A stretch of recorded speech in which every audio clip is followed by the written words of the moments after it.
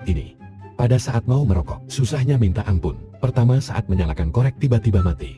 Karena anginnya kencang. Saat bersembunyi, agar tidak terkena angin malah turun. Hujan buru-buru mau masuk rumah. Malah terpeleset dan koreknya terpental ke bawah. Setelah korek menjauh, cuaca kembali cerah. Oh iya gue, sebelum lanjut yang sayang ibunya, buktikan dengan cara like dan subscribe terus komen. Aku sayang ibu. Ya sudah dia coba menyalakan api lewat kompor. Tapi kompornya tiba-tiba susah dihidupkan terus rusak. Karena kesal, dia menendang tabung gas sampai kakinya kesakitan. Saat duduk dia nemu korek di atas meja langsung dia pakai. Tapi tetap saja dicatak-catak koreknya tidak keluar api.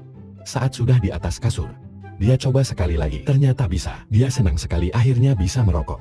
Dia habiskan dalam sekali hirupan nafas. Kemudian dia buang puntung rokoknya sembarangan. Mengenai tabung gas dan